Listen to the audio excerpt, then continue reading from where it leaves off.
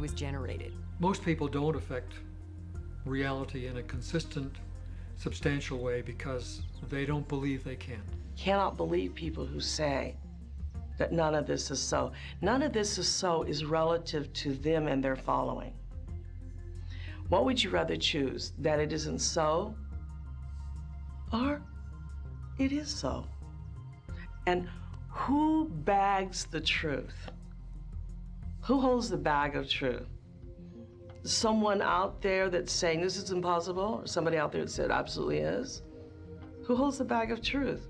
We do. I like the placebo effect because it has to do with a person's acceptance. It's really what it's about. For example, they took these group of people that had Parkinson's disease, and in Parkinson's disease, there's a problem in the brain with making dopamine. There's a little nuclei called the substantia nigra that stops making dopamine. And of course, when there's no dopamine, the body starts to respond differently. We have musculoskeletal problems. We have tremors, and what's called intention tremors, or we have, foot shuffling, or we have pill rolling. And these are muscular actions that supersede our voluntary control. We can't control those.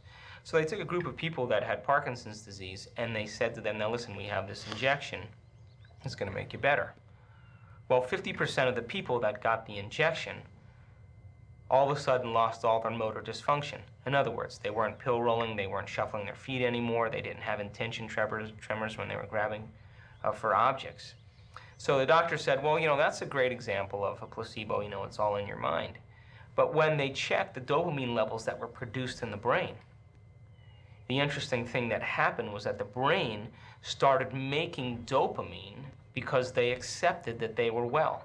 In other words, their thought that they were well allowed them to begin to be well. And if you're being well in the quantum field, the observer has to supply the chemistry to match who you're being. The issue of whether we do a detailed statement of intention, or if we do it in such a way that we leave it open for the universe to find a way to do it. Generally, it's the latter. Certainly for the water, it's the latter. For example, one of the 4 sitters, meditators, thinks of it when the intention is read and it's to increase the pH. The person visualizes a thermometer and it's going up. That's it. Okay, so each uses its own visualization.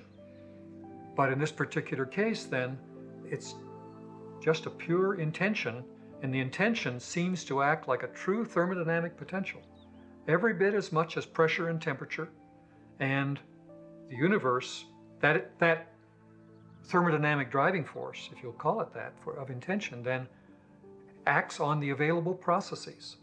And those processes do their thing, and the effect happens. Well, we do create our own reality all the time, have always done so. But the type of reality that we create, with all its limitations and its suffering, disease, lack, accidents, vicissitudes of various kinds, that mirrors the consciousness that we express through. So we are creating our own reality every day, though we find that very hard to accept. There's nothing more exquisitely pleasant than to blame somebody else for the way we are. It's her fault or his fault, it's the system, it's God, it's my parents, it's the state, whatever. But in quantum physics, we're brought back to reality. Whatever way we observe the world around us is what comes back to us. And the reason why my life, for instance, is so lacking in joy and happiness and fulfillment is because my focus is lacking in those same things exactly. Now, what we're talking about here in creating our own reality is not something killy like that. We're talking about what is deeply and fully accepted in my being about life. That slowly manifests itself every day.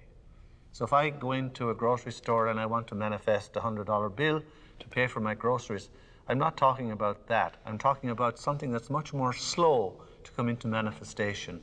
But certainly the life that we experience, if we're victims, we should ask ourselves, have I a victim mentality?